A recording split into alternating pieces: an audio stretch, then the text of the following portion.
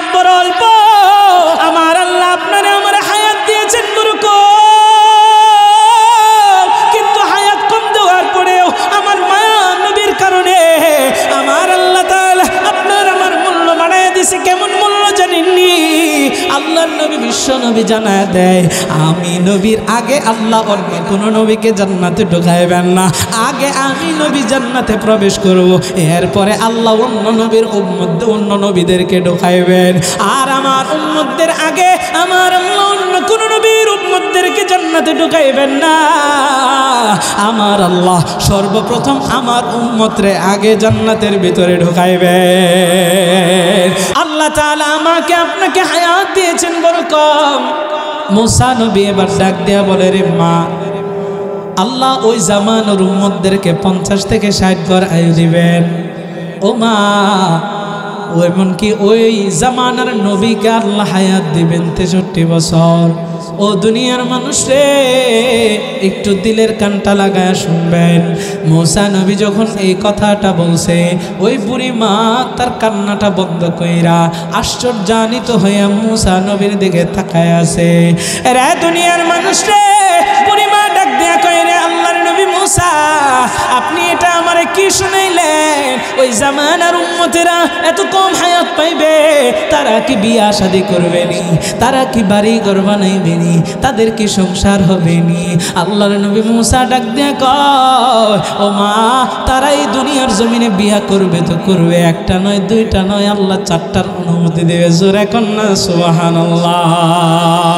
আরে দুনিয়ার মানুষ শুধু তাই নয়, মুসা কালিমুল্লাহ বুড়ি মারে ডাক দিয়া কয়, রে মা, তারা দুনিয়ার জমিনে বাড়ি ঘর বানাইবে তো বানাইবে, এমন বাড়ি বানাইবে, এমন বিশাল বিশাল উঁচু উঁচু দালান তারা বানাইবে, তাদের মতো এত বিশাল উঁচু উঁচু দালান এই পৃথিবীর জমিনে আর কোন নবীর উম্মতেরা বানাইতে পারবে না।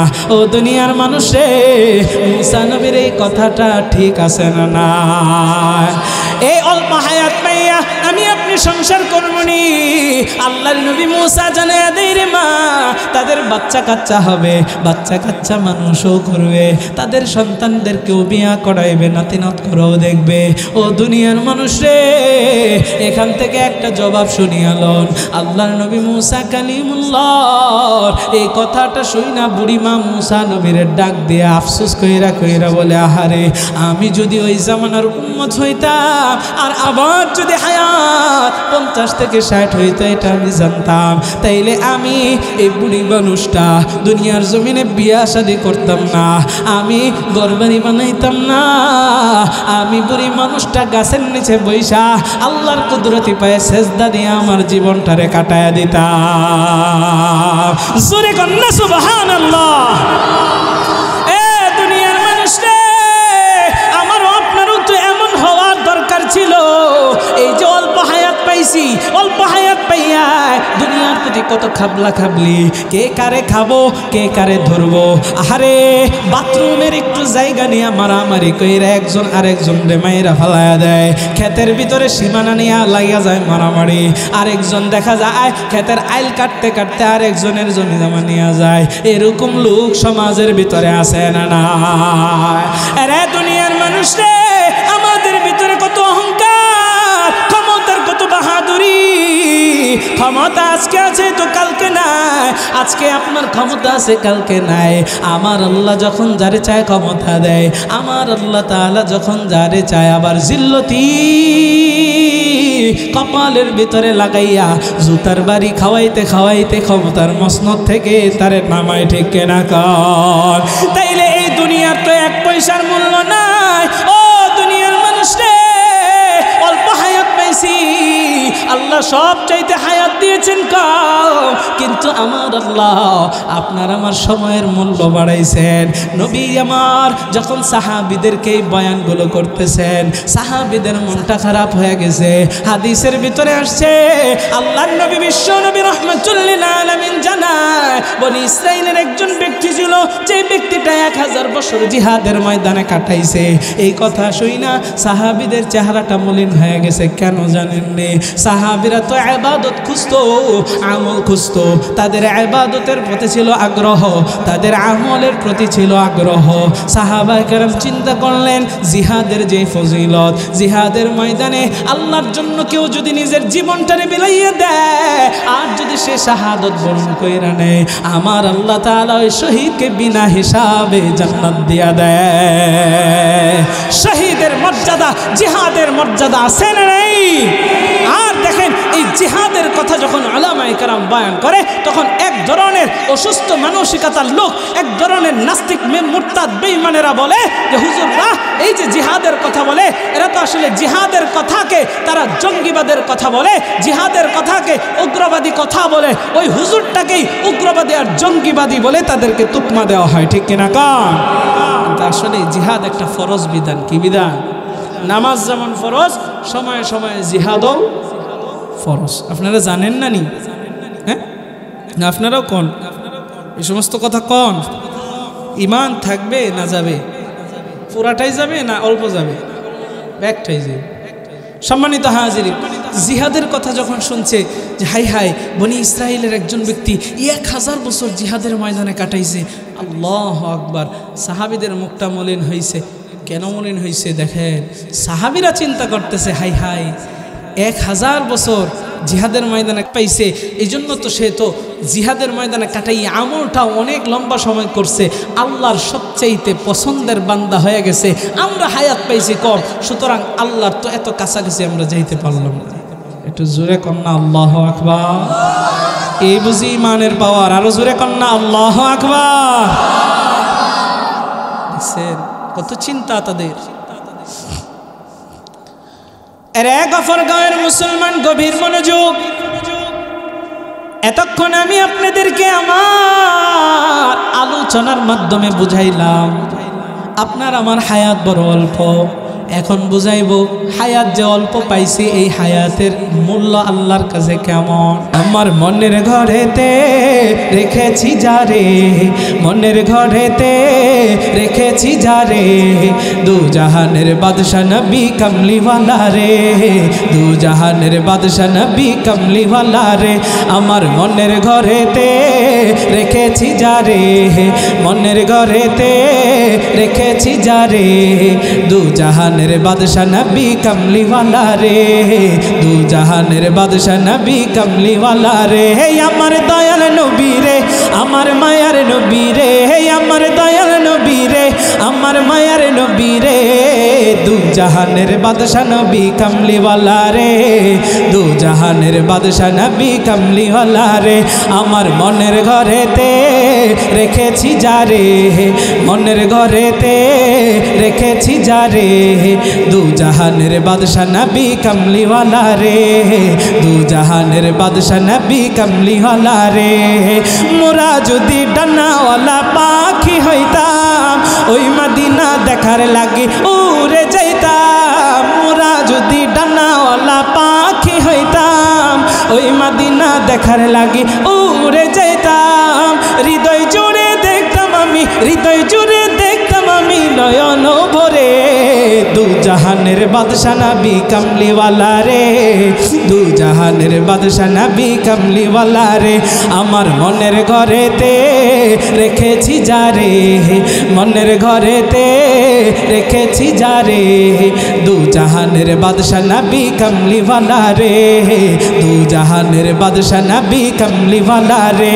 আমার দয়াল নবী রে, আমার মায়ার নবী রে, জুড়ে দয়াল নবী রে, আমার মায়ার নবী রে, আমার দয়াল নবী রে, আমার মায়ার নবী রে, দু জাহানের বাদশা নবী কামলিওয়ালা রে, দু জাহানের বাদশা নবী কামলিওয়ালা রে।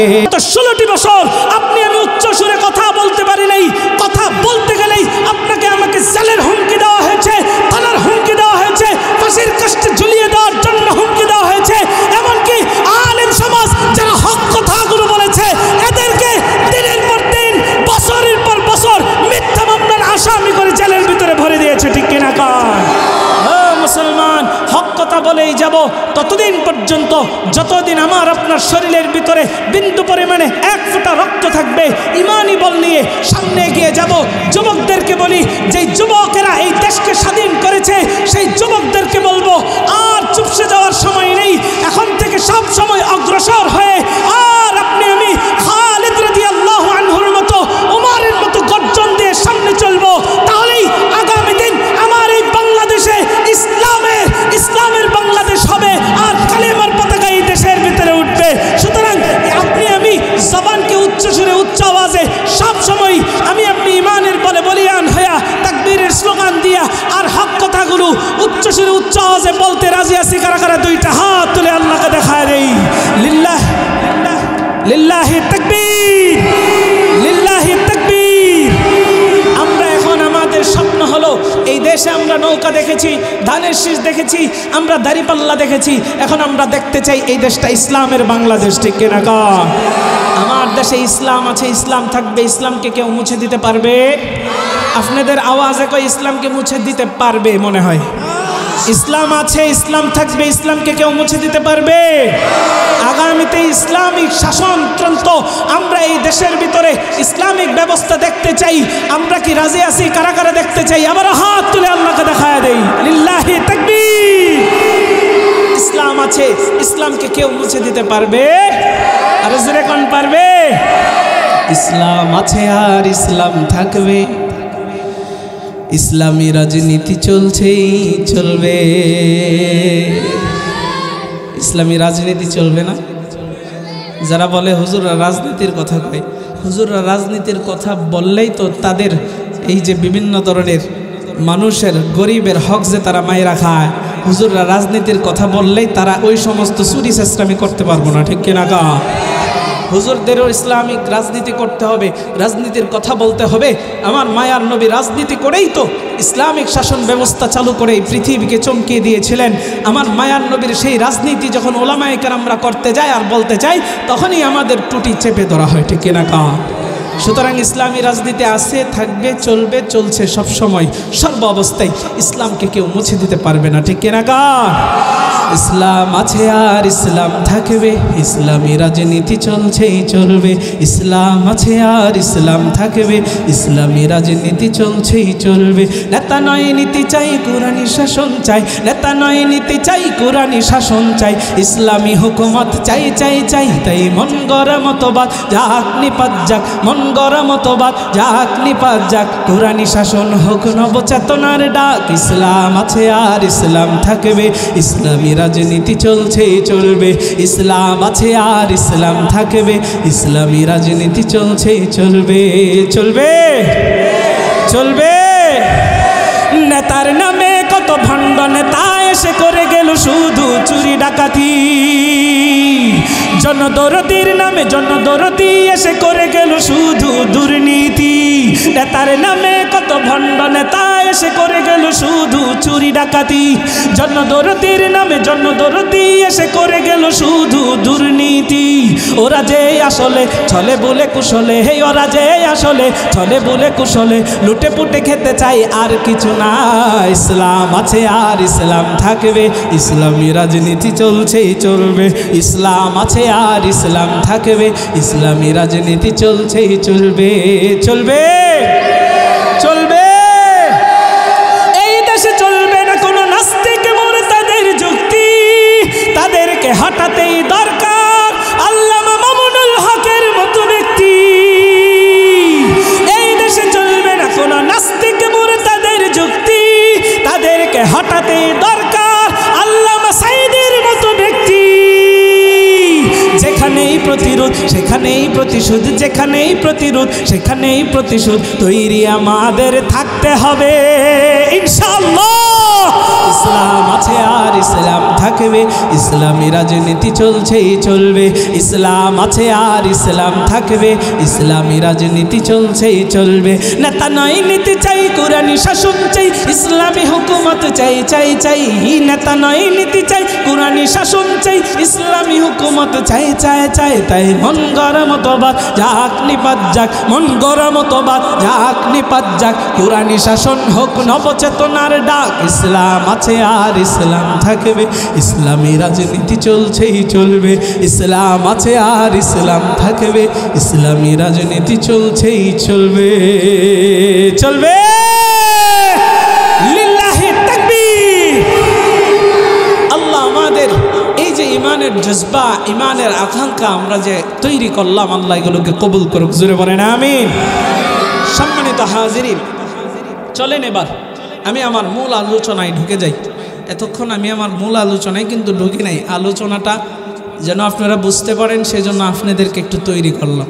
আমি আপনাদের সামনে একটি আয়াতে কারিমা তিলাওয়াত করেছি। রব্বে কাবা এই আয়াতে কারিমার ভিতরে কি বলেছেন আমি আপনি একটু মনোযোগ দিয়ে শুনবো, বুঝবো, কিছুক্ষণ আলোচনা হবে, কিছু আমল দিব। এগুলো ইনশাল্লাহ মনোযোগ সহকারে এখান থেকে ইখলাসের নিয়তে, আমলের নিয়তে বসে শ্রবণ করে তারপরে মুনাজাতের মাধ্যমে আমরা বিদায় হব। রাজি আছি তো ইনশাআল্লাহ? সম্মানিত হাজিরিন, একটু আপনারা আমাকে জবাব দেবেন, সহযোগিতা করবেন। বলেন তো দেখি, পৃথিবীর জমিনে আমরা চিরদিন বেঁচে থাকব? আপনাদের আওয়াজটা আমার পছন্দ হয় নাই, জোরে বলতে হবে। পৃথিবীতে চিরদিন বেঁচে থাকব? কতদিন বাঁচবো এটা কেউ কি জানি? হঠাৎ করে মারা যাব। আপনি আমি এই পৃথিবীতে এসেছি, এটা পরীক্ষার হল। আমি আপনি পরীক্ষার্থী। কে কখন যাবে, কার আগে যাবে কেউ জানি না। এই যে পরীক্ষার হলে পরীক্ষা দিচ্ছি, আমার আপনার এই পরীক্ষা দেওয়ার পরে একটা বিচার হবে, বিচারের মাধ্যমে ফাইসালা হবে। একদল পাশ করবে আর একদল ফেল করবে। আর এই বিচারটা দুনিয়াতে হবে না, কিয়ামতের ময়দানে, কঠিন সেই হাসরের দিনে রব্বে কাবা মিজানের পাল্লা বসাইবেন। মিজানের পাল্লার ভিতরে আপনার আমার আমল মাপবেন। যার নেকের পাল্লা ভারী হবে সে যাবে জান্নাতে, যার গুনার পাল্লা ভারী হবে সে যাবে জাহান্নামে। আল্লাহ তাআলা যখন সেই দিন ফাইসালা দিবেন, বান্দা জাহান্নামী হয়ে যাবে, তখন রব্বে কাবার ওই বান্দাটা জাহান্নামের ফাইসালা শুনে জাহান্নামে যেতে চাবে না। কেউ কি থানায় এমনিতেই যেতে চায় না? চাইতে চায় না। তারা পুলিশে আইসা খুঁজা টুইজা দইরা বাইন্দা কত রকমভাবে নিয়ে যা, জাহান্নামেও যাইতে চাইবে। তখন আল্লাহ ফেরেশতাদেরকে আদেশ দিবেন, তারা বাইন্দা লইয়া যান। রে গফরগাঁওয়ের মুসলমান, গভীর মনোযোগ। আল্লাহ তাআলা যখন জাহান্নামের ফয়সালা করে দিবেন, ওই বান্দাটা জাহান্নামের আগুনে জ্বলার জন্য তৈরি নয়। বান্দাটা জাহান্নামে যাইতে চাবে না। ফেরেশতারা তাকে জাহান্নামের পথে, জাহান্নামের দিকে টানতে টানতে হেঁচড়ে হেঁচড়ে নিয়ে যাইতে থাকবে। এরে দুনিয়ার মানুষ রে, ওই বান্দাটা চোখের পানিগুলো জড়াইয়া রব্বে কাবাকে ডাইকা ডাইকা বলবে, ওগো আসমানের মালিক, ওগো রব্বে কাবা, আমি আপনার কাছে অনুরোধ করি, আপনি আমার জাহান্নামের আসামি বানায়েন না। আপনি আমারে আজকে একটা বারের জন্য সুযোগ দেন। ও আল্লাহ, আবারও দুনিয়াতে যেন আমি যাইতে পারি। দুনিয়াতে যাইয়া এবার আমি আর গুনাহ করব না, নেক আমল কইরা আমি আসব। একটু দুনিয়ার মানুষ জবাব দিয়া জানায় দেন, আমার আল্লাহ তাআলা সেই দিন তাকে সুযোগ দিবে নাকি? আর জুড়ে বলেন, দিবে নাকি? এরে দুনিয়ার মানুষ রে, এই জন্য আল্লাহ সেই দিন কিন্তু সুযোগ দিবে না। আজকে আমার আপনার সুযোগ, সেই দিন আপনি আর দুনিয়াতে আসতে পারবেন না। এই যে বর্তমান সময়টাতে আমার আপনার হায়াতটা এখনো জারি আছে, কখন মারা যাইব জানা নাই। এই মুহূর্তে আপনার আমার যে আমল নামাটা চালু রয়েছে, এই আমল নামা বন্ধ হওয়ার আগে আমার আপনার আমল করতে হবে। এখন থেকে সামান তৈরি করতে হবে। আল্লাহ আমাকে আপনাকে কি আদেশ দিয়েছেন একটু লক্ষ্য করে শুনেন। আল্লাহ আমাকে আপনাকে কি বলেছেন একটু মনোযোগ দিয়ে শুনেন। আমার আল্লাহ তাআলা বলেন, ওয়াসারিউ ইলা মাগফিরাতিম মির রাব্বিকুম। আল্লাহ বলেন, তোমরা তোমার রবের ক্ষমার পথে দৌড়াও, তোমরা তোমার রবের ইবাদতের পথে দৌড়াও। মাগফিরা আই ইবাদাহ, আল্লাহ বলেন ইবাদতের পথে দৌড়াও। আরে দুনিয়ার মানুষ রে, আমার আল্লাহ কি মেসেজ দেয়? আল্লাহ আল্লাহ বলেন আমার ক্ষমার পথে আয়, ইবাদতের পথে আয়। এই পথ কোন পথ আল্লাহ তাও জানা দেয়। এই পথ হচ্ছে ওয়া জান্নাত, জান্নাতের পথ। এই পথে তুমি চললে বান্দা জান্নাত পর্যন্ত পৌঁছে যাইবা। এরা দুনিয়ার মানুষ, আমার আল্লাহ তাআলা জানা দেয় এই জান্নাতটা কেমন বিশাল, কেমন বিশাল জানিয়ে লও। আমার আল্লাহ আয়াতে কারিমার ভিতরে জানা দেয় ওয়া জান্নাতিন আরদুহাস সামাওয়াতু ওয়াল আরদ। এই জান্নাত আমি আল্লাহ বানাইছি কত বিশাল কইরা শুনুনি। আল্লাহ বলেন বিশাল আসমান সমূহ এবং জমিন সমূহের মতো প্রশস্ত করে আমি আল্লাহ বানায়া দিছি। জোরে কন্না সুবহানাল্লাহ। এখন একটু প্রশ্ন করি, প্রশস্তটা বেশি বড় নাকি দৈর্ঘ্য বেশি বড় বলেন তো? প্রশ্নটা কয়েকজন বুঝছে, এই জন্য আলহামদুলিল্লাহ উত্তর দিচ্ছে। অনেকে দ্বিধাদ্বন্দ্বে পড়ে গেছে। প্রশস্তের দিক দিয়ে বড় না দৈর্ঘ্যের দিক দিয়ে বড় বলেন তো? দৈর্ঘ্য বড়। প্রশস্ত মনে করেন এই যে মাঠ, এটা কতটুক পাশে কয়ে যে এতটুক, আর লম্বা লম্বা হতেই আছে হতেই আছে হতেই আছে। আল্লাহ বলেন এই জান্নাতের প্রশস্ততা আসমান এবং জমিন সমূহের মতো বিশাল। জোরে কন্না সুবহানাল্লাহ। তাহলে দৈর্ঘ্য কত বড় হবে? আরে জোরে কন্না সুবহানাল্লাহ। এরা দুনিয়ার মানুষ, আমার আল্লাহ তাআলা এই আসমান এবং জমিন সমূহের মতো বিশাল প্রশস্ত করে আল্লাহ জান্নাত বানাইলেন। আপনার আমার জন্য আল্লাহ জান্নাতটারে বানাইছেন। ও দুনিয়ার মানুষ রে, আমার আল্লাহ ফেরেশতাদের জন্য জান্নাত বানান নাই। আমার আল্লাহ আপনার আমার জন্য আর জিন জাতির জন্য জান্নাতটারে বানাইছেন। আল্লাহ কোনো জীবজন্তু জানোয়ারের জন্য বানান নাই। আল্লাহ বলতেছেন রে বান্দা, আমার এই জান্নাতের পথে আয়, আমার মাগফিরাতের পথে আয়। আল্লাহ বলেন তোমরা আমার ক্ষমার পথে দৌড়াও, ইবাদতের পথে দৌড়াও। আমরা আল্লাহর পথে দৌড়াই না, আমরা আজকে দুনিয়ার পথে দৌড়াই। ক্ষমতার পিছনে দৌড়াই, টাকার পিছনে দৌড়াই, নারীর পিছনে দৌড়াই, গাড়ির পিছনে দৌড়াই, সম্পদের পিছনে দৌড়াই। দৌড়াইয়া দৌড়াইয়া আমার আপনার দামি সময়টারে শেষ কইরা দিতেছি।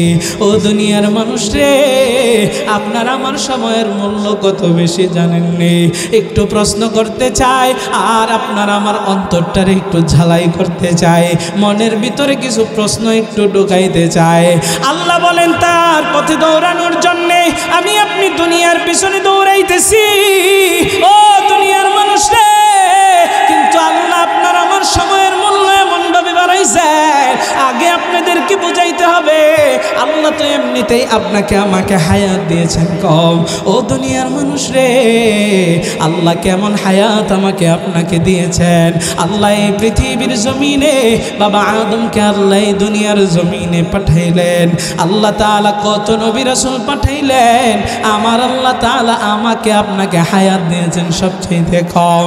আল্লাহ এই পৃথিবীর জমিনে কাউকে 1200 বছর, কাউকে 1000 বছর, আল্লাহ কাউকে 800 বছর, এমনকি হযরতে ঈসা আলাইহিস সালাতু ওয়াস সালামের একজন উম্মতকে সর্বনিম্নে হায়াত দিয়েছিলেন 600 বছর।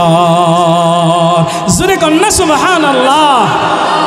এই মজলিসটারে কবরস্থান বানাইবেন না তো ইনশাআল্লাহ? কবরস্থানে কথা চলে, কবরস্থান বানায়েন না।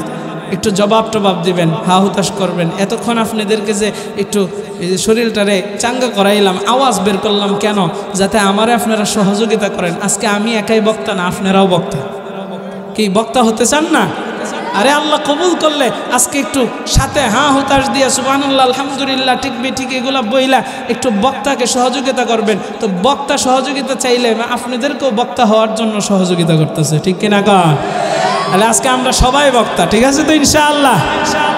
তাহলে আল্লাহ তাআলা সর্বনিম্ন হায়াত দিয়েছেন হযরত ঈসা নবীর একজন উম্মতরে। কত বছর? 600 বছর। আর আমার আপনার নবীর আল্লাহ হায়াত দিয়েছেন কত বছর? মজার একটা ঘটনা মনে পড়ে গেছে, ছোট্ট বুঝানোর লক্ষ্যে, এই কথাগুলো বুঝানোর লক্ষ্যে বলতে চাই। হযরতে মূসা কালিমুল্লাহ, কোনো বর্ণনায় হযরতে নূহ নবীর কথাও এসেছে। তো মূসা নবী রাস্তা দিয়ে হাইটা হাইটা যাইতেছে। মূসা নবী রাস্তা দিয়ে হাইটা হাইটা যায়, হঠাৎ করে দেখে গাছের নিচে একজন বুড়ি মহিলা বৈশা বৈশা কান্দে। কি মহিলা কান্দে? কথা কয় না, বুড়ি মহিলা কান্দে। তো মূসা কালিমুল্লাহ রাস্তার ভিতরে দেখছে একটা বুড়া মানুষ কাঁদতেছে, মহিলা মানুষ। তো ওনারে জিজ্ঞাসা করছে, মা আপনি কান্দেন কেন? বুড়ি মানুষটা বলতেছে, ওগো আল্লাহর নবী, আমি কাঁদতেছি, আমার সন্তান খালি মারা যায়। সন্তানরা আমি কত ইচ্ছা বিয়ে শাদী করাইব, ছেলের বউ দেখবো, নাতিনৎকর দেখবো, কিন্তু দেখতে পারি না, মারা যায়। এখন সন্তান মারা গেছে, মূসা নবী মহিলাটারে দেখছে কাঁদতেছে, দুঃখে দুঃখিত হয়ে কাঁদতেছে, তারে তো একটু জিজ্ঞাসা করা দরকার বা সান্ত্বনা দেওয়া দরকার। আমাদের দেশে দেখবেন কেউ যদি কান্দে আর ওই যদি আমার শত্রু হয় তাহলে কি করি, আর আগুনের মধ্যে তুষ ডালি, তারে কেমনে আরো কষ্ট দেওয়া যায় সেই কাজ করি। শত্রু যদি দুঃখে দুঃখিত হয়, শত্রুকেও সান্ত্বনা দেওয়া, এটাই হচ্ছে আমাদের নবীরও একটা আদর্শ। শত্রু তখন বন্ধুতে রূপান্তরিত হবে। এবার মূসা কালিমুল্লাহ ওই বুড়ি মাকে ডাক দিয়া বলে, মা আপনি গাছের নিচে কেন কান্দেন? বৈশা বৈশা আমাকে বলেন। এরে গফরগাঁওয়ের মুসলমান, একটু দিলের কানটা লাগায় শুনবেন। ও আমার পর্দার অন্তরালের মা বোনেরা, আমি শুধু বাবা ভাইদের জন্য বয়ান করছি না, প্রত্যেকটা মা বোন সহ সবার জন্য বয়ান করছি। আপনারাও পর্দার আড়াল থেকে দিলের কানটা লাগায় শুনে আল্লাহর নবী মূসা কালিমুল্লাহ বুড়ি মাকে ডাক দিয়া বলে, রে মা আপনি কেন কান্দেন? বলে আমার সন্তানগুলো দুনিয়া থেকে বিদায় হয়ে যায়, বিয়া শাদী করাইতে পারি নাই, বাচ্চা সন্তান। আল্লাহর নবী মূসা প্রশ্ন করলেন, ও বুড়ি মা আপনার সন্তানের বয়স ছিল কত বছর? আল্লাহর নবী মূসার এই প্রশ্নের জবাবে বুড়ি মা ডাক দিয়া বলে, গো আল্লাহর নবী মূসা আমার সন্তানের বয়স ছিল 400 বছর। জোরে কন্যা আল্লাহু আকবার, আর জোরে কন্যা আল্লাহু আকবার। 400 বছরের সন্তান কয় বাচ্চা, এখনো বিয়ে শাদী করাই না। ও দুনিয়ার মানুষ রে, আল্লাহ তাদেরকে কেমন হায়াত দিয়েছিলেন। ও দুনিয়ার মানুষ, মূসা নবী তো এখন একটু সান্ত্বনা দিবে। কি সান্ত্বনা দিবে দেখেন, কিতাবের ভিতরে লেখা হয় আল্লাহর নবী মূসা ওই বুড়ি মাকে ডাক দেয়া বলে, রে মা আপনার সন্তানের বয়স 400, আপনি বলতেছেন বাচ্চা সন্তান। আহারে আপনারে কি বইলা আমি সান্ত্বনা দে, শুনিয়া লন এই পৃথিবীর জমিনে আমার আল্লাহ তাআলা এমন একজন নবী পাঠাইবেন, এমন একজন নবীকে আল্লাহ দুনিয়ার জমিনে পাঠাইবেন, যেই নবীটা হবে আখির নবী, শেষ নবী। আমার আল্লাহ তাআলা এই নবীর উম্মতদেরকে গড়াইও দিবেন 50 থেকে 60। জোরে কন্যা আল্লাহু আকবার। এরা দুনিয়ার মানুষ, তাইলে উম্মতি মুহাম্মদীর গড়াইও হচ্ছে 50 থেকে 60। আমার আপনার হায়াত 50 থেকে 60। 60-এর উপরে যারা পেয়েছেন তারা বোনাস পেয়েছেন, বোনাস। ও দুনিয়ার মানুষ রে, এই বোনাসটারে অনেকে কাজে লাগায় না, বুইরা হয়ে গেছে, দুইটা ঠ্যাঙে কিন্তু কবরের দিকে চলে গেছে। এরপরেও রাস্তা দিয়ে হাইটা গেলে বুড়ি যদি একটারে দেখে সেটার দিকে টপ টপ করে তাকায়া থাকে, এরকম বুড়া সমাজের মধ্যে আছে না? তার জন্য বুঝি পর্দা নাই। ঠিক পর্দা নাই। আমারই এক আত্মীয়, বলবো না কি হয়, বয়স 75 বা 80 হবে, এখন আলহামদুলিল্লাহ চলতে পারে, কথা বলতে পারে। যদি জিজ্ঞাসা করি আপনার বয়স কত, কম তো বয়স লোকায়, হ্যাঁ, তো ওনার আহলিয়া মারা গেছে 2 বছর 3 বছর হয়েছে, উনি এখনও বউ খুঁজে এই বয়সে। তো সুতরাং কয় যে বুড়া হয়ে গেলে তার নাকি কোনো চাহিদা থাকে না। আরে মৃত্যুর আগ পর্যন্ত আপনার উপরে পর্দা, নারী এবং পুরুষ উভয়ের উপরেই, বেগানা নারী এবং পুরুষ উভয়ের উপরে মৃত্যুর আগ পর্যন্ত আল্লাহ তাআলা ফরজ বিধান, এই পর্দার বিধান দিয়ে দিয়েছেন। পর্দার বিধান মাফ নাই। সুতরাং প্রত্যেকেই চোখের পর্দা, এই চোখের পর্দা, নিজের শরীরের পর্দা আল্লাহ তাআলা আমাদেরকে করার তৌফিক দান করুক। জোরে বলেন আমিন। যে বুড়াদের কথা আসলে দেখে আব্বাজানদের কথাটা বললাম, যুবকদেরটা বললামই না, কারণ চলে যাবে আলোচনা অন্যদিকে। তাহলে এবার মুসা নবী তারা বলতেছে গড় আয়ু তাদের কত, 50 থেকে 60।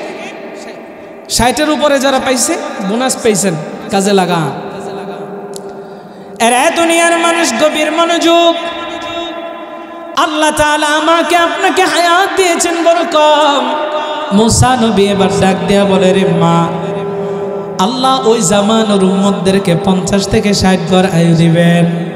ও মা, ও এমনকি ওই জামানার নবীকে আল্লাহ হায়াত দিবেন 63 বছর। ও দুনিয়ার মানুষ রে, একটু দিলের কানটা লাগায় শুনবেন। মুসা নবী যখন এই কথাটা বলছে, ওই বুড়ি মা তার কান্নাটা বন্ধ কইরা আশ্চর্যান্বিত হইয়া মুসা নবীর দিকে তাকায় আছে। রে দুনিয়ার মানুষ রে, বুড়ি মা ডাক দেয়া কই, রে আল্লাহর নবী মুসা, আপনি এটা আমারে কি শুনাইলেন? ওই জামানার উম্মতেরা এত কম হায়াত পাইবে, তারা কি বিয়া শাদী করবেনি? তারা কি বাড়ি ঘর বানাইবেনি? তাদের কি সংসার হবেনি? আল্লাহর নবী মুসা ডাক দিয়া কয়, ও মা, তারা এই দুনিয়ার জমিনে বিয়া করবে তো করবে, একটা নয়, দুইটা নয়, আল্লাহ 4টার অনুমতি দেবে। জোরে কন্যা সুবহানাল্লাহ। আরে দুনিয়ার মানুষ শুধু তাই নয়, মুসা কালিমুল্লাহ বুড়ি মারে ডাক দিয়া কই, রে মা, তারা দুনিয়ার জমিনে বাড়ি ঘর বানাইবে তো বানাইবে, এমন বাড়ি বানাইবে, এমন বিশাল বিশাল উঁচু উঁচু দালান তারা বানাইবে, তাদের মতো এত বিশাল উঁচু উঁচু দালান এই পৃথিবীর জমিনে আর কোন নবীর উম্মতেরা বানাইতে পারবে না। ও দুনিয়ার মানুষে, মুসা নবীর এই কথাটা ঠিক আছে না? না, এই অল্প হায়াত পাইয়া আমি আপনি সংসার করবনি। আল্লাহর নবী মুসা জানায়া দেয়, রে মা, তাদের বাচ্চা কাচ্চা হবে, বাচ্চা কাচ্চা মানুষও করবে, তাদের সন্তানদেরকেও বিয়া করাইবে, নাতিনাত করেও দেখবে। ও দুনিয়ার মানুষ রে, এখান থেকে একটা জবাব শুনিয়ালন। আল্লাহর নবী মুসা কালিমুল্লাহ এই কথাটা শুই না বুড়িমা মুসা নবীর ডাক দিয়ে আফসোস কইরা কইরা বলে, আহারে, আমি যদি ওই জামানার উম্মত হইতাম আর আবার যদি হায়াত 50 থেকে 60 হইতো, এটা আমি জানতাম, তাইলে আমি এই বুড়ি মানুষটা দুনিয়ার জমিনে বিয়া শাদী করতাম না, আমি ঘরবাড়ি বানাইতাম না, আমি বুড়ি মানুষটা গাছের নিচে বইসা আল্লাহর কুদরতি পায়ে সেজদা দিয়ে আমার জীবনটারে কাটায়া দিতাম। জোরে কন্যা সুবহানাল্লাহ। এ দুনিয়ার মানুষ রে, আমারও আপনারও তো এমন হওয়ার দরকার ছিল। এই যে অল্প হায়াত পাইছি, অল্প হায়াত পাইয়া দুনিয়ার প্রতি কত খাবলা খাবলি, কে কারে খাবো, কে কারে ধরবো। আরে বাথরুমের একটু জায়গা নিয়ে মারামারি কইরা একজন আরেকজন রে মাইরা ফালায়া দেয়, ক্ষেতের ভিতরে সীমানা নিয়ে লাগিয়া যায় মারামারি, আরেকজন দেখা যায় ক্ষেতের আইল কাটতে কাটতে আরেকজনের জমি জমা নিয়ে যায়। এরকম লোক সমাজের ভিতরে আছে না? না। আরে দুনিয়ার মানুষ রে, আমাদের ভিতরে কত অহংকার, ক্ষমতার কত বাহাদুরি। ক্ষমতা আজকে আছে তো কালকে নাই, আজকে আপনার ক্ষমতা আছে কালকে নাই। আমার আল্লাহ যখন যারে চায় ক্ষমতা দেয়, আমার আল্লাহ তাআলা যখন যারে চায় আবার জিল্লতি কপালের ভিতরে লাগাইয়া জুতার বাড়ি খাওয়াইতে খাওয়াইতে ক্ষমতার মসনদ থেকে তারে নামায়, ঠিক কেনা কর। তাইলে এই দুনিয়ার তো 1 পয়সার মূল্য নাই। ও দুনিয়ার মানুষ রে, অল্প হায়াত পাইছি, আল্লাহ সব চাইতে হায়াত দিয়েছেন কম, কিন্তু আমার আল্লাহ আপনার আমার সময়ের মূল্য বাড়াইছেন। নবী আমার যখন সাহাবীদেরকে এই বয়ানগুলো করতেছেন, সাহাবীদের মনটা খারাপ হয়ে গেছে। হাদিসের ভিতরে আসছে, আল্লাহর নবী বিশ্ব নবী রাহমাতুল লিল আলামিন জানায়, বনি ইসরাইলের একজন ব্যক্তি ছিল, যে ব্যক্তিটা 1000 বছর জিহাদের ময়দানে কাটাইছে। এই কথা শুই না সাহাবীদের চেহারাটা মলিন হয়ে গেছে। কেন জানেন নে? সাহাবীরা তো ইবাদত খুঁজতো, আমল খুঁজতো, তাদের ইবাদতের প্রতি ছিল আগ্রহ, তাদের আমলের প্রতি ছিল আগ্রহ। সাহাবায়ে কেরাম চিন্তা করলেন, জিহাদের যে ফজিলত, জিহাদের ময়দানে আল্লাহর জন্য কেউ যদি নিজের জীবনটারে বিলাইয়া দেয় আর যদি সে শাহাদত বরণ কইরা নেয়, আমার আল্লাহ তাআলা ওই শহীদকে বিনা হিসাবে জান্নাত দিয়া দেয়। শহীদের মর্যাদা, জিহাদের মর্যাদা আছে না নেই? আর দেখেন, এই জিহাদের কথা যখন উলামায়ে কেরাম বয়ান করে তখন এক ধরনের অসুস্থ মানসিকতার লোক, এক ধরনের নাস্তিক মুরতাদ বেঈমানেরা বলে যে হুজুররা এই যে জিহাদের কথা বলে, এরা তো আসলে জিহাদের কথাকে তারা জঙ্গিবাদের কথা বলে, জিহাদের কথাকে উগ্রবাদী কথা বলে, ওই হুজুরটাকেই উগ্রবাদী আর জঙ্গিবাদী বলে তাদেরকে তুকমা দেওয়া হয়, ঠিক কিনা কন? কিন্তু আসলে জিহাদ একটা ফরজ বিধান। কি বিধান? নামাজ যেমন ফরজ, সময়ে সময়ে জিহাদও ফরজ। আপনারা জানেন না নি? হ্যাঁ, না আপনারাও কন এই সমস্ত কথা কন। ইমান থাকবে না যাবে? পুরাটাই যাবে না অল্প যাবে? ব্যাগটাই যাবে। সম্মানিত হাজিরিন, জিহাদের কথা যখন শুনছে যে হাই হাই বনি ইসরায়েলের একজন ব্যক্তি 1000 বছর জিহাদের ময়দানে কাটাইছে, আল্লাহু আকবার, সাহাবীদের মুখটা মলিন হয়েছে। কেন মলিন হয়েছে দেখেন, সাহাবীরা চিন্তা করতেছে হাই হাই 1000 বছর জিহাদের ময়দানে পাইছে, এই জন্য তো সে তো জিহাদের ময়দানে কাটাই আমলটাও অনেক লম্বা সময় করছে, আল্লাহর সবচাইতে পছন্দের বান্দা হয়ে গেছে। আমরা হায়াত পাইছি কম, সুতরাং আল্লাহর তো এত কাছাকাছি আমরা যাইতে পারলাম না। একটু জোরে কন্যা আল্লাহু আকবার। এই বুঝি ইমানের পাওয়ার। আরো জোরে কন্যা আল্লাহু আকবার। দেখছেন কত চিন্তা তাদের। গফরগাঁওয়ের মুসলমান গভীর মনোযোগ।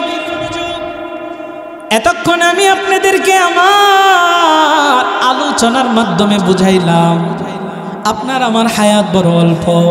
এখন বুঝাইব হায়াত যে অল্প পাইছি এই হায়াতের মূল্য আল্লাহর কাছে কেমন। এরপরে বুঝাইব যেহেতু মূল্য আল্লাহ বাড়াইছেন, তখন আপনাদেরকে আমল দিব, মেডিসিন দিব। আমার মায়ার নবী, দয়ার নবী, রহমতের নবী সাহাবীদেরকে যখন জানাইলেন, সাহাবীদের মুখটা মলিন হয়ে গেছে, মনটা খারাপ হয়ে গেছে। আমার মায়ার নবী সাহাবীদের চেহারার দিকে তাকাইয়ায় বুঝে ফেলেছে। এরপরে সাহাবীদেরকে প্রশ্ন করলো, সাহাবীরা রে তোমাদের মুখটা কেন মলিন হয়ে গেল, মনটা কেন খারাপ হয়ে গেল?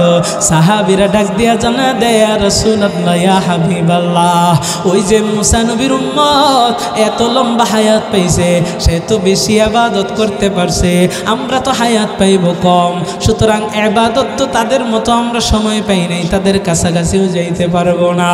এরা দুনিয়ার মানুষ রে, আমার মায়ার নবী, দয়ার নবী, রহমতের নবী সাহাবীদেরকে জানায় দেয়, না না না ওরে সাহাবীরা রে শোন, আমার আল্লাহ তাআলা আমার উম্মতদেরকে বানানোর কারণে, আমার উম্মতরা হওয়ার কারণে, আমি নবীর উম্মত হওয়ার কারণে আমার আল্লাহ তাআলা তোদের সময়ের মূল্য বাড়াইছেন। বলে কেমন করে? ও উম্মতে মুহাম্মদী শুনিয়া লও, আমার মায়ার নবী জানায় দেয়, আমার উম্মত যদি একটা নেক আমল করে, আমার আল্লাহ তাআলা একের বিনিময়ে তারে 10টা নেক দান কইরা দেয়। আর জোরে কন্যা সুবহানাল্লাহ। আমার আল্লাহ তাআলা পবিত্র কোরআনে হাকিমের ভিতরে জানা দেয়, মান জাআ বিল হাসানাতি ফালাহু আশরু আমসালিহা। আল্লাহ বলেন, কেউ যদি আমি আল্লাহর রাজি খুশির উদ্দেশ্যে একটা ইবাদত করে, একটা নেক আমল করে, আমি আল্লাহ একের বিনিময়ে তারে 10 গুণ দান করে দে। আল্লাহ আল্লাহ ক্যা মুবারক নাম হ্যায়, अल्लाह अल्लाह मुमिनों का काम है, या इलाही तू मेरा माबूद है, या इलाही तू मेरा मकसूद है। একটু ইমানের পাওয়ার দিয়া বলেন না আল্লাহু আকবার। এরা গফরগাঁওয়ের মুসলমান গভীর মনোযোগ। আর অল্প সময় আলোচনা হবে আমার আল্লাহ আপনার আমার সময়ের মূল্য কেমন বাড়াইছেন। ও দুনিয়ার মানুষ রে, একজন দুনিয়ার মালিক দিয়ে উদাহরণটা বুঝায়া দে, আমার আল্লাহ তাআলা কেমন দাম বাড়াইছেন আপনার আমার সময়ের। ও দুনিয়ার মানুষ রে, একজন মালিক তার ফ্যাক্টরিতে বা তার কোম্পানিতে কর্মচারী নিয়োগ দিবে, ঘোষণা দিয়ে দিল ফজর থেকে নিয়ে জোহর পর্যন্ত কিছু কর্মচারী আমি নিব, বেতন দিব 2 টাকা। আবারও কিছু শ্রমিক নিয়ে আবার ঘোষণা দিলেন জোহর থেকে আসর পর্যন্ত কিছু শ্রমিক নেব, বেতন হবে 2 টাকা। কিছু শ্রমিক নিলেন। আবার আসর থেকে মাগরিব পর্যন্ত তিনি নিয়োগ দিলেন যে কিছু শ্রমিক নেব, বেতন দেব 2 টাকা। 3টা সময়ে তিনি 3 শ্রেণীর মানুষকে এখানে নিয়োগ দিলেন, প্রত্যেকের বেতন কয় টাকা করে? ওদিকে কি বয়ান ছেড়ে দিব? হ্যাঁ ছেড়ে দিব। আমার দিক থেকে নজর সরাবেন না, রাজি আছেন ইনশাআল্লাহ? তাইলে 3 শ্রেণীর মানুষকে নিয়োগ দিয়েছে। বয়ান কত টাকা, বেতন কত টাকা? জোরে কোন কত টাকা? কিন্তু আপনারা একটু লক্ষ্য করেন, মালিক যে নিয়োগ দিয়েছে ফজর থেকে নিয়ে জোহর পর্যন্ত বেতন 2 টাকা, আবার জোহর থেকে আসর পর্যন্ত বেতন 2 টাকা, আসর থেকে মাগরিব পর্যন্ত বেতন 2 টাকা। 3টা সময় ব্যবধান আছে না নাই? বুঝা বলেন আছে না নাই? ফজর থেকে জোহর লম্বা সময়, জোহর থেকে আসর আর একটু খাটু সময়, আসর থেকে মাগরিব আরও খাটু সময়, কিন্তু বেতন 3টা সমান সমান সমান সমান। ও দুনিয়ার মানুষ রে, এবার সকালওয়ালারা আর বিকালওয়ালারা স্লোগান শুরু কইরা দিছে, বিক্ষোভ মিছিল শুরু কইরা দিছে মালিকের বিরুদ্ধে। ও মালিক, মানি না, মানবো না। আপনি এটা কেমন ইনসাফ করলেন? আপনি আমাদেরকে ঠকাইতেছেন বলে কেমন করে?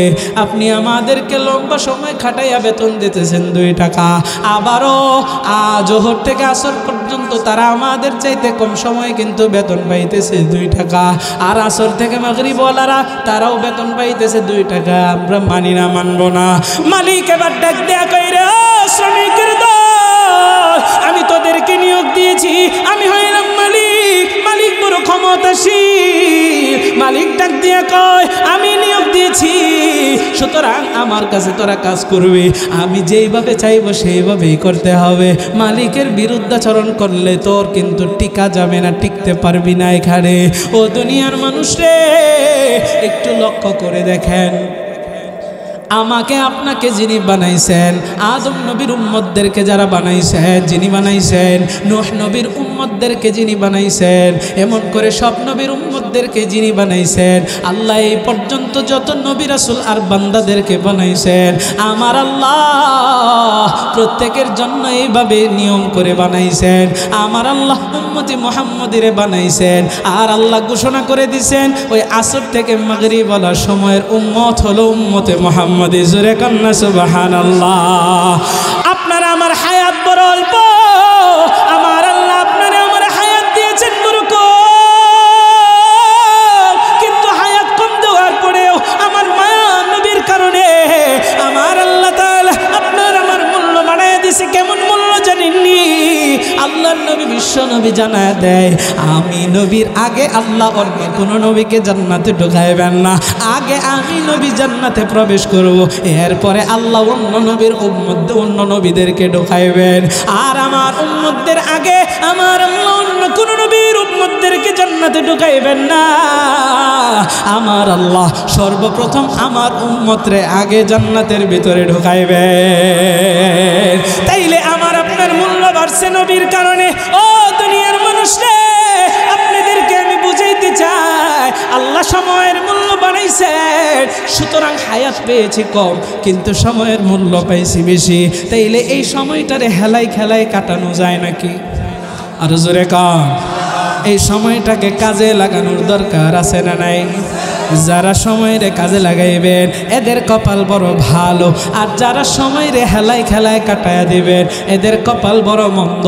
আহারে উম্মতি মুহাম্মদি যদি চায় প্রতিটা সেকেন্ডে সেকেন্ডে নিজের আমল নামায় আমল লেখাইতে পারে। জোরে কন্যা সুবহানাল্লাহ। কেউ যদি এখানে বড় চালাক হয়ে থাকেন, প্রশ্ন জাগতে পারে, হুজুর কেমনে প্রতিটা সেকেন্ডে সেকেন্ডে আমল লেখাইব? আপনাদেরকে আমি একটু বুঝাইতে চাই।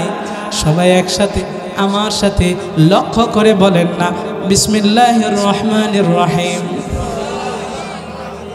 আচ্ছা আমি একবার বলবো, এরপরে আপনারা বলবেন, আর লক্ষ্য করবেন কত সেকেন্ড সময় লাগছে। বিসমিল্লাহির রহমানির রহিম। কত সেকেন্ড লাগছে? হাত দিয়ে দেখেন কত সেকেন্ড? 1 সেকেন্ড। সবাই কি 1 সেকেন্ড নাকি 2 সেকেন্ড কেউ আছে? 2 সেকেন্ড। 3 সেকেন্ড কেউ আছেন? তাইলে 2 সেকেন্ড। আমার পাশের জন্য বলতেছে 1 থেকে 1.5 সেকেন্ড। ওকে, 2 সেকেন্ড ধরলাম। 2 সেকেন্ড ধরলাম। বিসমিল্লাহির রহমানির রহিমের ভিতরে হরফ আছে 19টা। কয়টা? আরো জোরে কম। আপনারা ফুতায় গেলে আমারও বয়ান শেষ হয়ে যাবে, এই জন্য আওয়াজ দিতে হবে। বিসমিল্লাহির রহমানির রহিমের ভিতরে হরফ আছে কয়টা? 19টা। প্রতি হরফে নেকি কয়টা? জোরে কোন কয়টা? নবী বলেন, মান ক্বরাআল কুরআন হারফাম মিন কিতাবিল্লাহি ফালাহু বিহি হাসানাতুন ওয়াল হাসানাতু বিআশরি আমসালিহা। আল্লাহর নবী বলেন, কেউ যদি কোরআনের একটি হরফ তেলাওয়াত করে, আমার আল্লাহ একের বিনিময়ে তার আমলনামায় 10টা নেকি লেখা দেয়।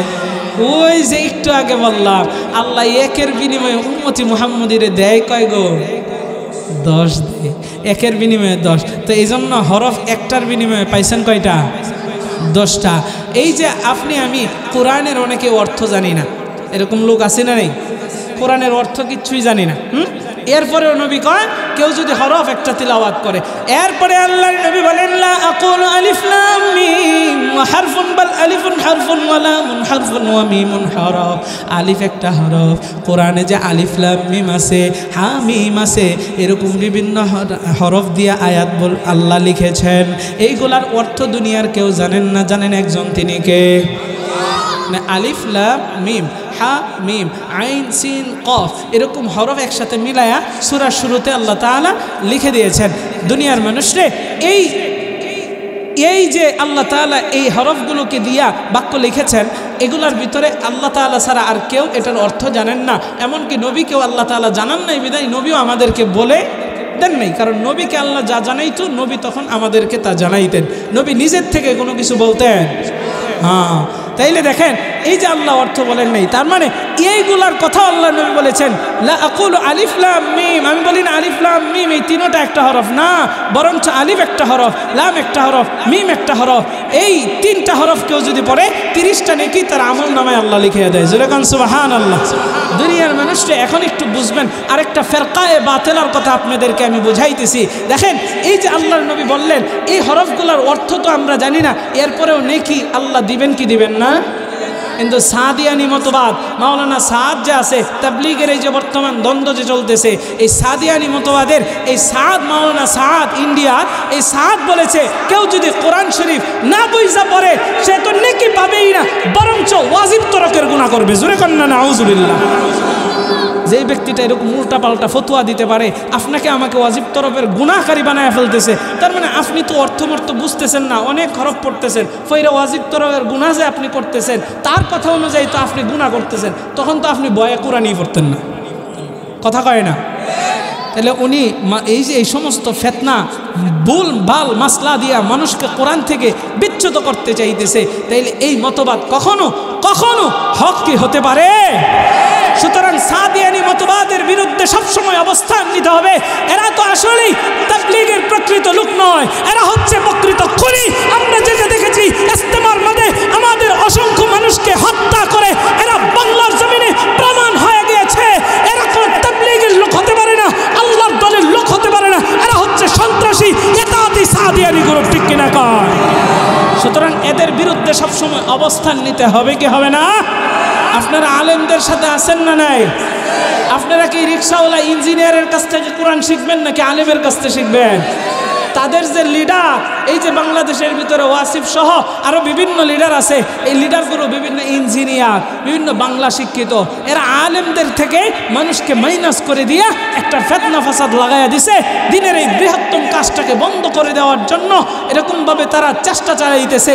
আমরা বেঁচে থাকতে ইনশাআল্লাহ মানুষ এখন বুঝে গিয়েছে এই সাদিয়ানি মতবাদকে বাংলার জমিন থেকে বিতাড়িত করার জন্য আপনি আমি সবসময় সোচ্চার থাকবো তো ইনশাআল্লাহ। আল্লাহ কবুল করুক। জুড়ে বলেন আমিন। তাইলে বলতেছিলাম, কোরআনের হরফ পড়লে প্রতি হরফে নাকি কয়টা? তাইলে ওই যে বিসমিল্লাহ পড়াইলাম, বিসমিল্লাহির রহমানির রহিম, হরফ আছে 19টা, একের বিনিময়ে আল্লাহ দিবেন 10। তাইলে আপনি আমি 19টা হরফ 2 সেকেন্ডে পইরা নিজের আমল নামাই নেকি লেখাইলাম 190টা। জোরে কোন সুবহান। 190 নেকি লেখাইতে কয় সেকেন্ড লাগছে? আরো জোরে কার? 2 সেকেন্ডে 190 নেকি। ও দুনিয়ার মানুষ, নেকি অনেকেই বুঝি না। হুজুর নেকি এটা কি জিনিস? 2 সেকেন্ডে যদি কেউ 100-200 টাকা তার অ্যাকাউন্টে জমা করতে পারে 2 সেকেন্ডে, তাহলে হুমড়ি খেয়ে পড়বো, ঠিক কিনা কা? 2 সেকেন্ডে যদি কেউ 200 টাকা জমাইতে পারে বা 190 টাকা করে অ্যাকাউন্টে জমাইতে পারে, তার হুমড়ি খেয়ে পড়ার কথা না? কিন্তু আমি আপনি নেক কারে কয় এটা বুঝি না। নেক কারে কয়? তা আগে নেক বোঝার দরকার। বলেন তো দেখি নেক কারে কয়? আমাদের দেশের যে আছে এটারে কি কয়? জোরে কন, এটারে কি কয়? বাংলাদেশের মুদ্রার নাম হচ্ছে টাকা, ইন্ডিয়ার মুদ্রার নাম হচ্ছে রুপি। ও দুনিয়ার মানুষ, দুবাইয়ের মুদ্রার নাম হচ্ছে দিনার, আর সৌদি আরবের মুদ্রার নাম হচ্ছে রিয়াল, আমেরিকার মুদ্রার নাম হচ্ছে ডলার। এক একটা দেশের মুদ্রার এক একটা নাম আছে না নাই? আর জুড়ে বলেন, আরে দুনিয়ার মানুষ রে, এক একটা দেশের মুদ্রার যেরকম এক একটা নাম আছে। বাংলাদেশের মুদ্রার নাম টাকা, আমেরিকান মুদ্রার নাম ডলার, ওই দুবাইয়ের মুদ্রার নাম দিনার, সৌদি আরবের মুদ্রার নাম রিয়াল, ইন্ডিয়ার মুদ্রার নাম রুপি। এক এক দেশের এক এক মুদ্রার নাম। আমার আল্লাহর আখিরাতেরও একটা মুদ্রার নাম আছে, সেই মুদ্রার নাম হচ্ছে নেকামল। জোরে কন্যা সুবহানাল্লাহ। আমি আপনি বুঝি না দুনিয়ার ভিতরে আমি আপনি আজকে টাকা কামাইতে পারবো, আর আখিরাতের নেক আমল নামক টাকাটা এখনই কামাইতে হবে। নবী বলেন আদ-দুনিয়া মাজরাতুল আখিরাহ। ও দুনিয়ার মানুষ রে, এই দুনিয়াটা হচ্ছে আখিরাতের ক্ষেত স্বরূপ। এই দুনিয়া থেকে আপনার আখিরাতের টাকাটা কামাই করে নিতে হবে, এটাই সুযোগ। ও দুনিয়ার মানুষ, আজকে আমরা দুনিয়ার টাকার পিছনে অন্ধের মতো দৌড়াইতেছি। আল্লাহ বলেন ওয়াসারিউ ইলা মাগফিরাতিম মির রাব্বিকুম, তোমরা আমি রবের ক্ষমার পথে আসো। আমি আপনি ক্ষমার পথে যাই না, আখিরাতের নেক আমলের পথে যাই না। আমি আপনি আজকে দুনিয়ার টাকার পিছনে দৌড়াই। আরে দুনিয়ার মানুষ রে, তাইলে এটাই সুযোগ। এখনই আমাদেরকে বেশি বেশি আমল করতে হবে, কোরআন তিলাওয়াত করতে হবে। প্রতিটা হরফে হরফে 10টা করে নাকি। আপনি ভুল করেছেন, মনে করতেছেন হুজুর কোরআন তিলাওয়াত তো করতে জানি না। এই যে মাদ্রাসা আছে, এখানে এসে হুজুরদের কাছে কোরআন তিলাওয়াত শিখবেন। নিজে ভুল করছেন, শিখার পাশাপাশি নিজের সন্তানটারে, মেয়েটারে, ছেলেটারে মাদ্রাসায় ভর্তি করে দিবেন, এখানে শিখাইবেন। আপনার কপাল খেয়েছেন, সন্তানের কপাল খায়েন না, নাতির কপাল খায়েন না। আরে দুনিয়ার মানুষ রে, দুনিয়ার টাকা রাখার জন্য আমাদের এই দুনিয়ার জমিনে ব্যাংক অ্যাকাউন্ট আছে। ওই ব্যাংক অ্যাকাউন্ট খোলার জন্য কিন্তু টাকা দিতে হয়। আপনি যখন ব্যাংকে অ্যাকাউন্ট খুলবেন, প্রাথমিক পর্যায়ে 1000 টাকা রাখতে হয়। এই টাকা থেকে দেখবেন প্রতি বাৎসরিক একটা চার্জ কর্তন করা হয়। আরে দুনিয়ার মানুষ রে, দুনিয়ার টাকা রাখার জন্য ব্যাংক অ্যাকাউন্ট করলেন, তাও আবার চার্জ দিয়া, টাকা দিয়া। ও দুনিয়ার মানুষ, আখিরাতের নেক আমল রাখার জন্য আপনার আমার অ্যাকাউন্ট আছে। ওই অ্যাকাউন্টটা আপনার আমার খুলতে হয় নাই। যে রব্বে কাবা আপনাকে আমাকে সৃষ্টি করেছেন, ওই রব্বে কাবা আপনাকে আমাকে সৃষ্টি করার সাথে সাথে আমার আল্লাহ প্রত্যেকের জন্য একটা করে অ্যাকাউন্ট বানায় দিছে। আর জোরে কন্যা সুবহানাল্লাহ। আর লম্বা আলোচনা করব না, শেষ করে দিব। আপনাদের কষ্ট হইতেছে? কষ্ট হয় না? কি কোন? আমার তো কষ্ট হইতেছে। সম্মানিত হাজির, আমার আল্লাহ তাআলা আখিরাতের এই যে অ্যাকাউন্টটা রয়েছে, দুনিয়ার যে অ্যাকাউন্ট আছে, এই অ্যাকাউন্টের দেখাশোনা করার জন্য ব্যাংক অ্যাকাউন্টের ভিতরে বিভিন্ন ধরনের সিকিউরিটি আছে না নাই? আওয়াজ দিয়ে বলেন আছে না নাই? এই সিকিউরিটি থাকার পরেও ব্যাংকের ডাকাতি হয় কি হয় না? আজকে দেখলাম ব্যাংক ডাকাতি হয়েছে, 3টারে গ্রেফতার করছে পুলিশ। হাই হাই, যুবক পোলাপান 3টা আইফোনের লেগে ব্যাংকে গেছে ডাকাতি করতে। কি জামানা এলো চিন্তা করে। একটু আগে পত্রিকায় দেখলাম সকালে যে ব্যাংক ডাকাতি হয়েছে, তো আইফোনের জন্য ওরা জবানবন্দি দিছে যে আমরা আইফোন কিনবো, টাকা নেই, আমি কি করবো, ব্যাংকে গেছে ডাকাতি করতে। তো দেখেন, ব্যাংকে আপনি অ্যাকাউন্ট করছেন টাকা দিয়া, আপনার সিকিউরিটি, ওদেরকে বেতন দিতে হয়, আপনার টাকা থেকে চার্জ করতে হয়, আপনার টাকা দিয়ে তারা ব্যবসা করে। এত কিছুর পরেও ব্যাংকে টাকা তৈলে আপনার মনের ভিতরে একটা আতঙ্ক থাকে, কখন জানি ব্যাংক আমার টাকা মাইরা দেয়, দেউলিয়া হইলে চলে যায়, কখন জানি আমার টাকাটা মায়ের খায়, এরকম আতঙ্ক আমাদের অন্তরে আছে না নাই? এরা দুনিয়ার মানুষ, কিন্তু আমার আল্লাহ আপনার আমার আখিরাতের নেক আমল রাখার জন্য যে ব্যাংক অ্যাকাউন্ট বানাইছেন, এই অ্যাকাউন্ট তো আপনার আমার মায়ের খাওয়ার দূরের কথা, আমার আল্লাহ ওই অ্যাকাউন্টের জন্য 2 জন সিকিউরিটি রেখেছেন। আল্লাহ কোরআনে হাকিমের ভিতরে নাম জানায় দিয়েছেন, কিরামান কাতিবিন। আল্লাহ বলেন, ওই যে আল্লাহ তাআলা 2 জন সম্মানিত লেখক দ্বয়কে আল্লাহ তাআলা পাঠায় দিয়েছেন। আপনারা অনেকেই জানেন কিরামান কাতিবিন মানে হয় 2 জন ফেরেশতার নাম, না না না, কিরামান মানে সম্মানিত, কাতিবিন মানে লেখক দ্বয়। বহু এখানে 2 জনের কথা উচ্চারণ করা হয়েছে। এই যে আপনার 2 জন লেখক দ্বয় আল্লাহ 2 কান্দের ভিতরে বসায় দিয়েছেন। একজনে লেখেন গুনাহ, ডান কাঁধের ফেরেশতা লেখেন নেক। ও দুনিয়ার মানুষ, আপনি যখন একটা গুনাহ করবেন বা নেক করবেন নিয়ত করেছেন, নেক আমলটা এখনো করেন নাই বা করতে পারেন নাই, তখন ডান কাঁধের ফেরেশতা বাম কাঁধের ফেরেশতারে আমির বানায়া জিজ্ঞাসা করে, এই বান্দাটা তো নিয়ত করছে, এখনো তো অনেক আমলটা করে নাই, নেকটা কি লিখবো? বাম কাঁধের ফেরেশতা জানায় দেয়, আপনারে খাতার ভিতরে আপনি লেখার জন্য রেডি, কিন্তু তিনি নিয়ত করেছেন আমলের জন্য, এখনো আমলটা করে নাই। অবশ্যই তো সে করবে, যেহেতু ভালো কাজের একটা নিয়ত করেছে, আপনি এখনই তার আমলটা লেখা ফেলা। আরে দুনিয়ার মানুষ, সে যখন আমলটা করেই ফেলে, তখন আবার বাম কাদের ফেরেশতাকে আমির বানায় জিগায়, এখন কি আমলটা লিখবো? বলে হ্যাঁ হ্যাঁ অবশ্যই লেখেন, তবে যতটুকু লিখবেন তার চাইতে একটু বাড়ায়া লেখেন। জোরে কন্যা সুবহানাল্লাহ। বাম কাদের ফেরেশতাও, এবার আপনি যখন গুনাহ করার একটা নিয়ত করেছেন, এখনো গুনাহটা করেন নাই, বাম কাদের ফেরেশতা ডান কাদের ফেরেশতারে জিজ্ঞাসা করে লিখবো নাকি গুনাহ? বলে না না না, সে তো এখনো গুনাহটা করে নাই, অপেক্ষা করো, যখন গুনাহটা করবে তখন লেখো।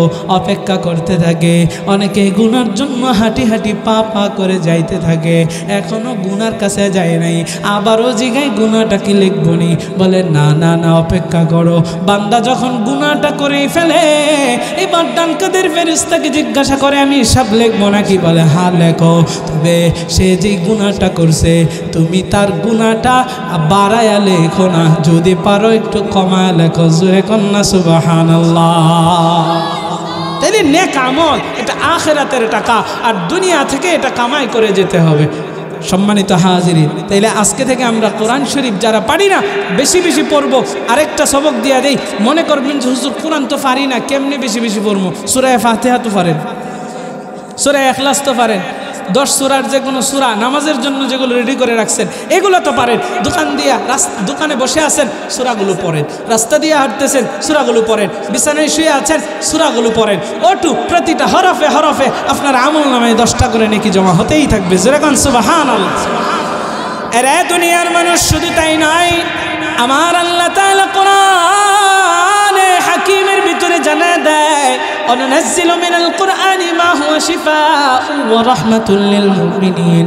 আল্লাহ এই কোরআনটাকে নাজিল করেছে আমার আপনার জন্য ঔষধ স্বরূপ হিসাবে। আমি আপনি যদি অসুস্থ হয়ে যায়, তাইলে সূরা ফাতিহার ভিতরে এমন এমন ওষুধ রয়েছে, সূরা ফাতিহা দিয়ে আপনি যদি চিকিৎসা করান, এই যে হুজুরদের কাছে যান, সূরা ফাতিহা পয়রা পানির ভিতরে ফু দিয়া খাওয়ায়া দেয়। এই সূরা ফাতিহার এত এত এত পরিমাণে পরিমাণে ফজিলত। আপনি অসুস্থ হইলে সূরা ফাতিহা ফু দিয়ে আপনারা খাওয়ায়া দিলে আমার আল্লাহ চাহে তো আপনার রোগটা দূর করে দিবে।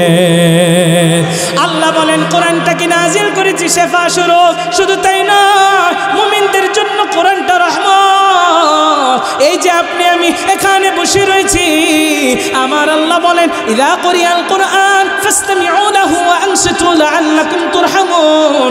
যখন কোরআন তিলাওয়াত করা হয় তখন তোমরা নীরবে নিস্তব্ধে চুপচাপ বসে কোরআনটা মনোযোগ সহকারে শ্রবণ করো, কারণ কোরআন শ্রবণকারী এবং কোরআন তিলাওয়াতকারী উভয়ের উপরে লাআল্লাকুম তুরহামুন আমার আল্লাহ তাআলা রহমত বর্ষণ করতে থাকে।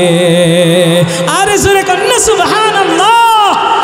তাইলে এখনই আমার আপনার আমল করার সুযোগ, এই সুযোগ হারিয়ে গেলে আর কোনো লাভ নাই। আমার আপনার চোখটা কখন বন্ধ হয়ে যাবে, কখন মারা যাইব জানা নাই, কখন আজরাইল সামনে হাজির হবে জানা নাই। মৃত্যুর 1 সেকেন্ড আগে আজরাইল আইসা আমারে আপনারে বলবে না এই মুহূর্তে তোমার জান কবজ করব, কিছুক্ষণ পরেই তুমি মারা যাইবা। কার কাফনের কাপড়টা জানি দোকানের ভিতরে হাজির হয়ে গেছে জানা নাই। আপনাদের কারো জানা আছে নাকি? আওয়াজে কয় কেউ কেউ জানেন কাফনের কাপড় আপনার দোকানের জানেন? আরো জোরে কন। হঠাৎ করে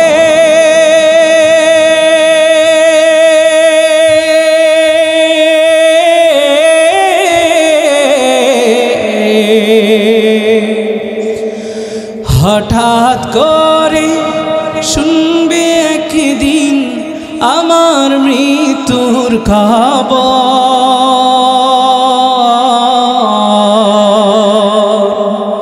কেঁদে কেঁদে আসবে সবাই দিতে আমায় কবর, দিতে আমায় কবর। হঠাৎ করে শুনবে একদিন আমার মৃত্যুর খবর। কেঁদে কেঁদে আসবে সবাই দিতে আমায় কবর, দিতে আমায় কবর। লাশটি আমার থাকবে পরে, লাশটি আমার থাকবে পরে বাড়ির আঙিনায়।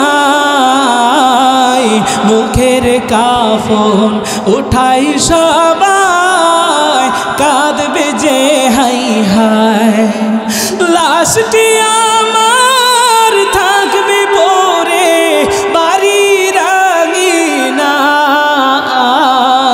মুখের কাফন উঠাই সবাই কাঁদবে যে হাই হায়। ওরে এই কাদাতে লাভ হবে না, এই কাদাতে লাভ হবে না, ভয়ঙ্কর বড় ওই কবর। এই দুনিয়া পরীক্ষার হল, রাখলি না মন তুই খবর। এই দুনিয়া পরীক্ষার হল, রাখলি না মন তুই খবর। হঠাৎ করে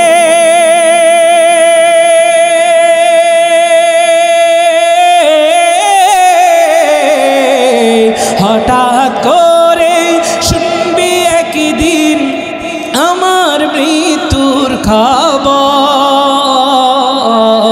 কেঁদে কেঁদে আসবে সবাই দিতে আমায় কবর, দিতে আমায় কবর, দিতে আমায় কবর। একটু জোরে বলেন না মারহাবা। আল্লাহ তাআলা যতটুকু আলোচনা করলাম, আলোচনার উপর আমাকে আপনাকে আমল করার তৌফিক দান করুক। জোরে বলেন আমিন।